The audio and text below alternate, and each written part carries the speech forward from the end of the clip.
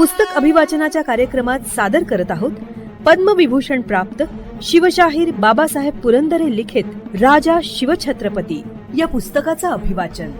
ऐकूया या पुस्तकाच्या पूर्वार्धाचा भाग 89. अभिवाचक जयंत ठोंबरे.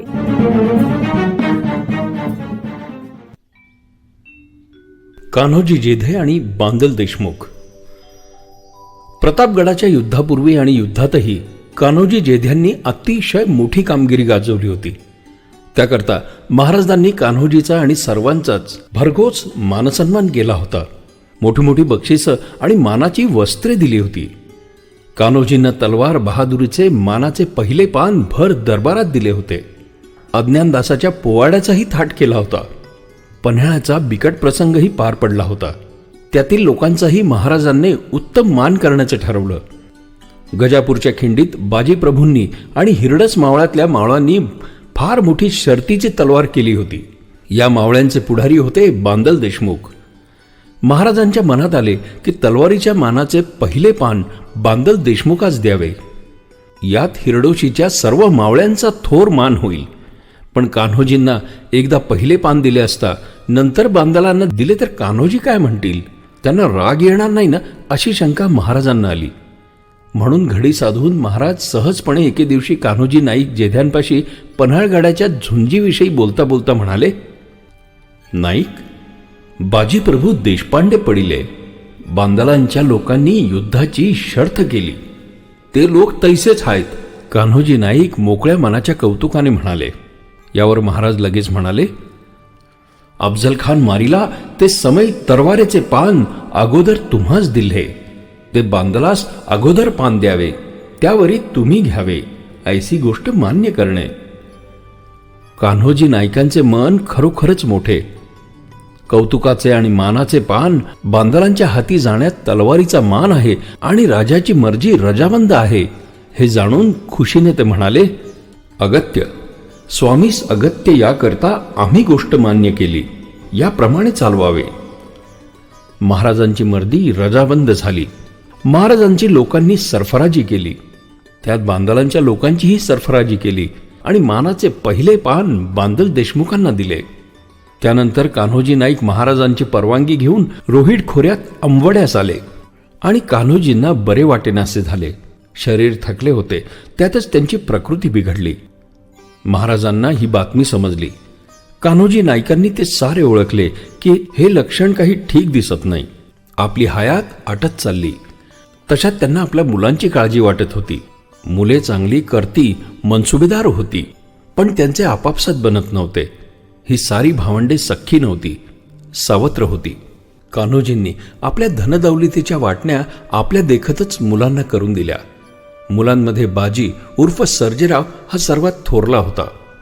कान्होजींनी आपल्या कोलमडत्या प्रकृतीची खबर महाराजास लिहिली आणि विनंती केली की माझी सर्व मुले आणि रोहिड खोऱ्याच्या देशमुखीचे वतन आपल्या पायावर ठेवले आहे, आपण सांभाळ करावा. हे त्यांचे लिहिणे निर्वानिर्वीचे होते. महाराजांनी त्यांना उत्तर पाठवले.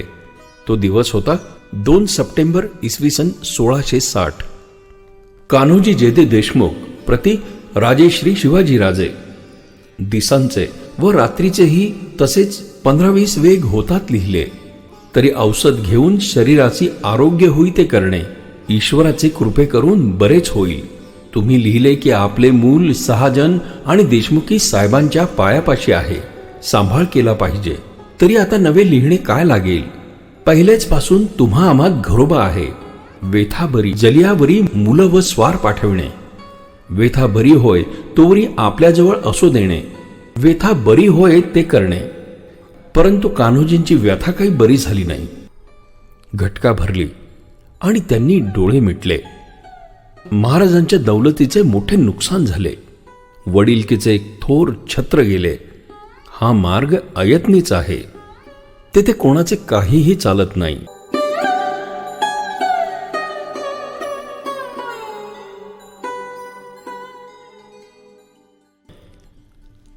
अश्विन उगवला आणि शाहिस्तेखान चाकणहून पुण्यास आला.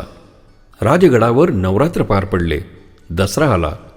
नव्या सीमोल्लंघनाची नवी राजकारणे गडावर शिजू लागली. महाराजांनी एक खडा टाकायचं ठरवलं. शाहिस्तेखानाशी तहाच्या वाटाघाटी करण्याचं ठरवलं. वाटाघाटी तरी कोणत्या मुद्द्यावर? जो खान सबंध शिवाजीलाच गिळून टाकायला आलेला होता त्याच्याशी वाटाघाटी? होय. महाराजांनी शाहिस्तेखानाकडे आपल्या पदरचे अत्यंत वृद्ध आणि अतिशय हुशार मुत्सद्दी सोनू विश्वनाथ डबीर या सर्वांना केले. परंतु वाटाघाटी काय झाल्या याची काहीही माहिती इतिहासात अद्यापही समजलेली नाही. वाटाघाटी फारच गुप्त झाल्या असाव्यात, परंतु त्यातून काहीही निष्पन्न झाले नाही एवढे नक्की. सोनोपंत खानाचा निरोप घेऊन राजगडावर परत आले. पावसाळा संपल्यानंतर शाहिस्तेखानाने हालचालीस प्रारंभ केला. आदिलशाहीच्या ताब्यातील एक विख्यात प्रचंड किल्ला परिंडा हा बळकावण्यासाठी खानानं फासे फेकावयास सुरुवात केली आणि शिकार मिळाली. खानाच्या छावणीतील एक शूर सरदार कार्तलब खान उझबेक याने परिंड्याला शह दिला. किल्ल्यात घालिब नावाचा एक शूर विजापुरी सरदार किल्लेदार होता. त्याने सरळ मोगलांची नोकरी पत्करली आणि परिंडा किल्ला कार्तलब खानाच्या स्वाधीन केला. हा प्रकार पाहून विजापुराच्या बादशहाच्या पोटात धस्स गोळा उभा राहिला. कारण याच बादशहानं शिवाजी भोसल्याचा नायनाट करण्यासाठी औरंगजेबास पत्र पाठवून ही मोगल फौज दक्षिणेत आणवली होती. आपण निमंत्रण पाठवून आणलेला पाहुणा आपल्यालाच गिळू लागलेला पाहून स्वतःच्या मुत्सद्देगिरीची लायकी त्याच्या चटकन लक्षात आली असेल.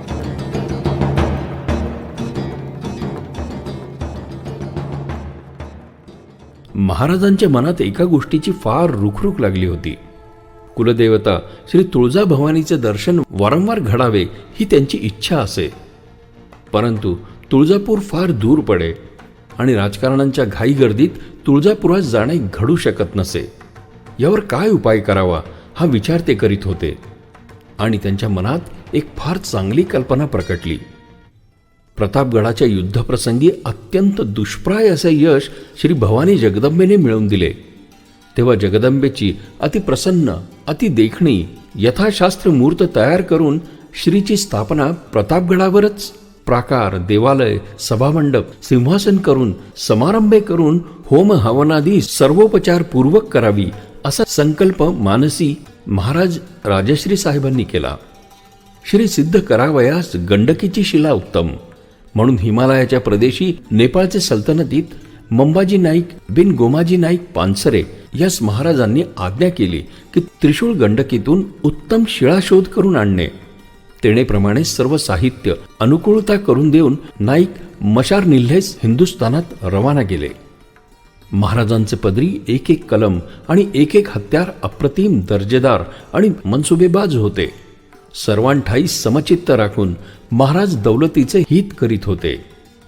मोरोपंत पिंगळे असेच थोर कलम बहादूर आणि शमशेर बहादूर होते.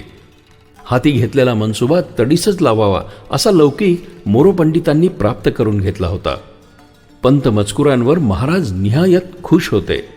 त्यांच्या खिदमती महाराजांचे मर्जीस मंजूर होऊन महाराजांनी पंतास मजमूचा धंदा सांगितला. म्हणजेच पंतांना स्वराज्याची मुजुमदारी दिली. मोरो त्र्यंबक पिंगळे मुजुमदार झाले. तो दिवस होता 2 जानेवारी 1661.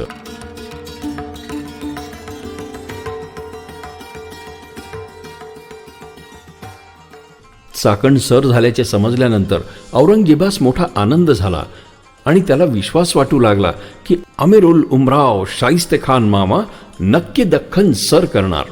मामांचे दिमतीस फौज म्हणजे सुमारे 1 ते 1.25 लाख अपुरी आहे असेही भाचेसाहेबांना वाटले असावे.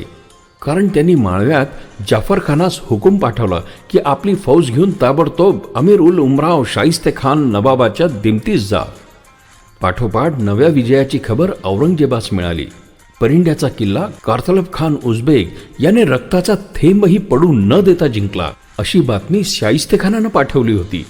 ही बातमी ऐकून तर बादशाह बेहद्द खुश झाला.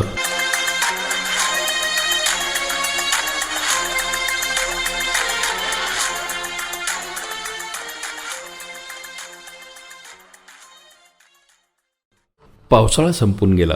महाराज नव्या राजकारणांचे नकाशे आखीत होते.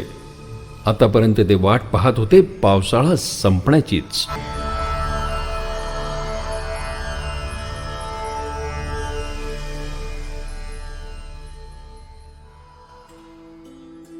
श्रोते हो, पुस्तक अभिवाचनाच्या कार्यक्रमात पद्मविभूषण शिवशाहीर बाबासाहेब पुरंदरे लिखित राजा शिवछत्रपती या पुस्तकातल्या पूर्वार्धाचा भाग 89 आज आपण ऐकलात. रसिक हो, आपल्याला हे पुस्तक अभिवाचन आवडतंय, भावतंय, ऐकावंसं वाटतंय हे आपण दिलेल्या कमेंट्सवरनं लक्षात येतच आहे. पण आपण आपल्या याविषयीच्या कमेंट्स, प्रतिक्रिया आम्हाला रेकॉर्ड करूनही पाठवू शकता. या पुस्तक अभिवाचनासाठी येणाऱ्या प्रतिक्रियांवर आधारित प्रतिसाद या विशेष कार्यक्रमात त्याचा नक्कीच समावेश केला जाईल. मग आता त्यासाठी आमचा व्हॉट्सअप क्रमांक आहे 94 222 55 909. क्रमांक पुन्हा एकदा ऐका, 9422 55 909. तसंच तुम्ही ईमेलही करू शकता. त्यासाठी आमचा मेल आयडी आहे image27@gmail.com. IMAGEAD27@gmail.com. तेव्हा आपल्या प्रतिक्रिया रेकॉर्ड करून आम्हाला नक्की पाठवा.